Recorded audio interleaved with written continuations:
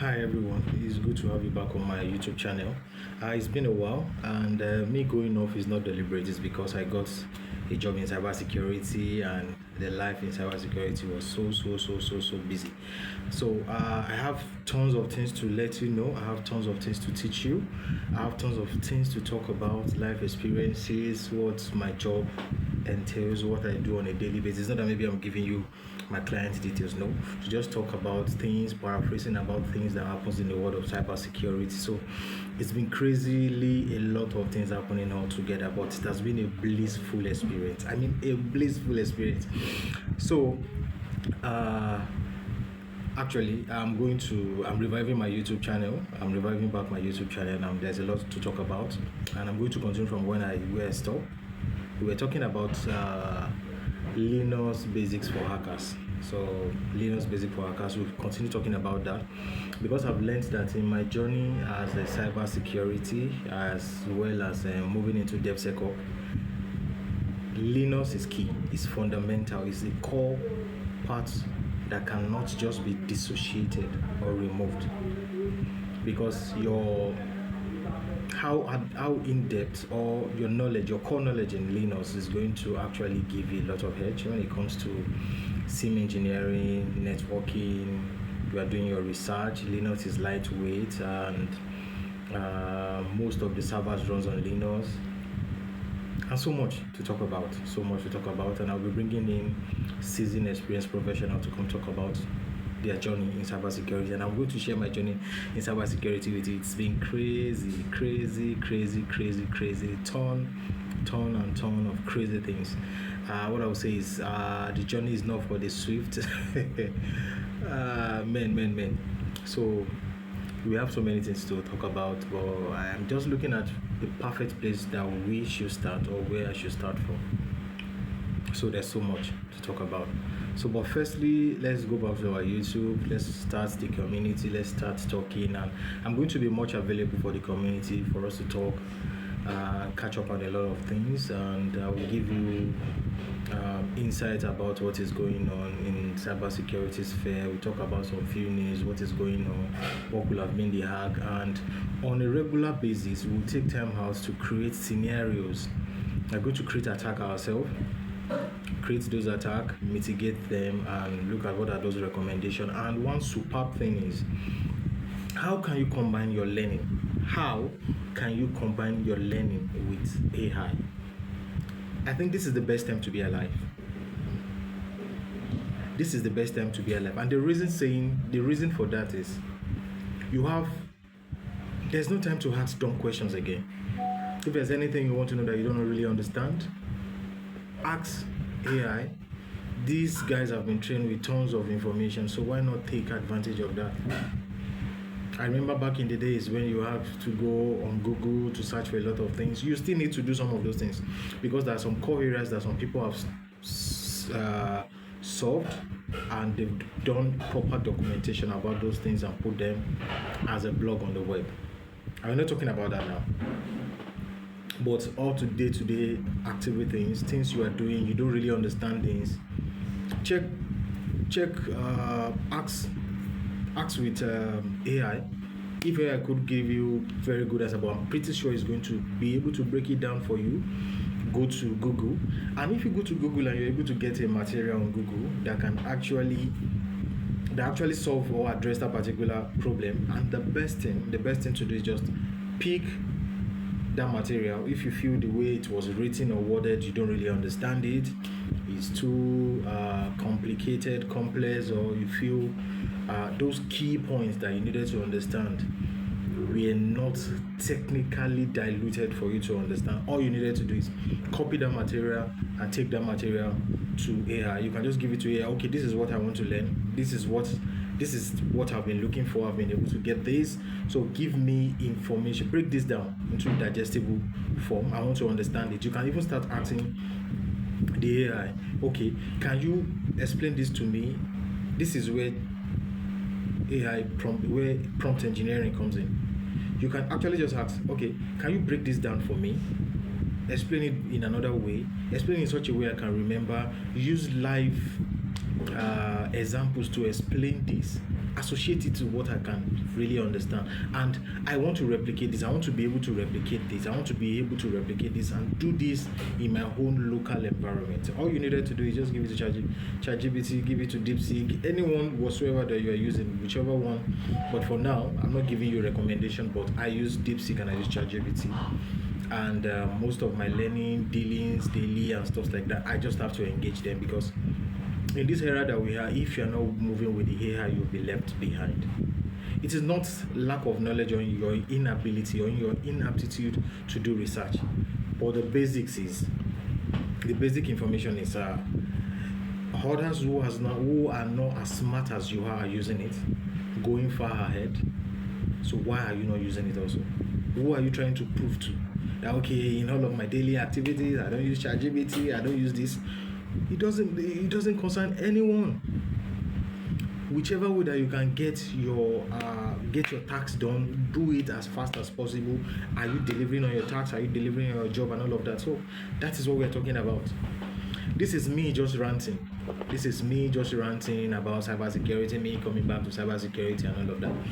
So I want this to be a prelude for me to come back, because it's been a long time. I started a community then. Shame on me, I know. I started a community I needed to stop because cybersecurity took me away from cybersecurity. And I remember that it was cybersecurity that took me into cybersecurity. Don't worry, what I just said, I'm going to demystify it. I tell a lot of people that cyber attack brought me into cybersecurity. And I don't think any attack again can take me out of cybersecurity, because I fall in love with it. And one thing is, I think for the first time in my life, I wouldn't say for the first time in my life, I'm a kind of person that love researching. I love researching. I love finding love knowing how things work. I love digesting things, being able to break down into little concepts. And I think aside research, which I love so much, and at least to the glory of God, I've been able to do a little bit into studying and all of that. And where I am today in cybersecurity was as a result of my ability to be able to do my personal research, work very hard and all of that. So what I'm trying to say is research has been a thing, but cybersecurity gave me more. It gave me more, the activities of trying to figure things out, learn more about the thing, practically put your knowledge into practice, ability to say, okay, I think if I do this, I should be able to do this, and being able to tie and chain a lot of knowledge together. Because in cybersecurity, whatever you know is valid. Wherever background you are coming from is valid, because cybersecurity pull in everything: psychology, research, ability to analyze, high for details, a lot of things, because a lot of attack could have been avoided. A lot of worldwide attacks could have been avoided by someone just being vigilant, noticing something is wrong. So lackadaisical attitude and being nonchalant about things too are one of those things. And cybersecurity, we always say your security, the security of your infrastructure is strongest as your weakest point. So what this really means is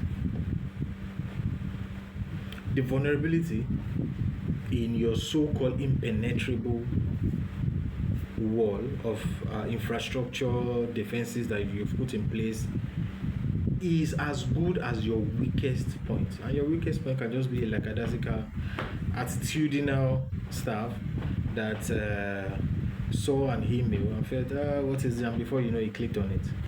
And that was it. Okay, I was what do they call it? Partia. Yeah, that's a particular, was it Poland or Ukraine? That this particular attack, cyber threat, that it's almost collapsed. Not almost, it's collapsed the economy of Ukraine. Then it collapsed it, practically collapsed it. And it was as a result of, it started with a particular organization, because it's a worm. It started with a particular organization where they were targeted because they know they are the one that has that particular vulnerability in their system. It's because of their product, and they targeted most of the staffs, sent mail to them, and one of the staff, maybe 1, 2, 3 of the staff clicked on it, and the one was able to start its works. And the moment it got into that system, was able to replicate itself, trying to look for other vulnerable, trying to look for other networks that you can, other endpoints that you can connect to, and it started moving within their network, and before you know, it spread out of the organization into the country. Entire country was almost engulfed. I think I'll be talking about that. So I just watched that particular episode. I think I watched it on CyberNews and YouTube, and you can do something. You can go through it, because history, they said there's no future without the past. So if we are not taking cognizance of our past, then we have no future at all, because some of what we are using today are what have been built up in our past. So if your knowledge of the past is not solid enough, you might not be able to actually forge ahead. So this is just me introducing myself and coming back to tell you that HackTermiux is back. Our YouTube is going to be bubbling with a lot of information now, but first of all, we are going to deal with Linux. And I have so much knowledge to using Linux for DevOps, so all of those knowledge I'll be infusing it. I will be using a little bit more. We'll be using Linux basics for hackers. There's a particular textbook I have already also, and my knowledge from the videos I've watched, from my practical penetration testing that I've done for clients that I will never talk about, because cybersecurity is confidential. So, like I've said, see you on the other side, and welcome back. I'm using this medium to officially open up and welcome back HackTermiux again. So we'll be having community where we'll be able to dialogue, talk about things. So highlight of what we are going to be doing, I'll be having series of videos that I'll be dropping, bringing in professionals to talk about what they do in their daily job, and how did they get into cybersecurity. I'm going to tell my story, but I'm not going to be starting with my story. We'll talk about some other people that I'll be bringing, and what else. Then either weekly, bi-weekly, twice in a month, we'll be creating a scenario, attacks that could happen, how they could happen, and we are going to troubleshoot how to solve it and all of that. I have a very good friend, Tomiwa, that is very good with malware. I think probably is going to be creating some few malware for us that we can use to infect ourselves and see what we can extract from there. So much, but basically penetration testing, SOC, and all of that. And DevOps also, we'll be talking about development, because I've been working in development. I'm looking at DevSecOps. So thank you. Before I leave you, one last thing. Stay put. Learning about hacking is one of the most and the greatest things of this century that we must learn about, because every one of us, we are exposed.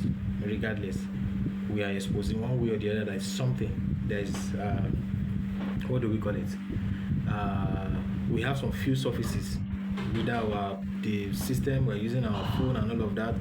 Even those websites that we view, that we visit and all of that, they can have a dropper and all of that. But so it's nice to have you back, and my name remains Abiy Elijah Oyatoye, one and only CTI analyst in Nigeria.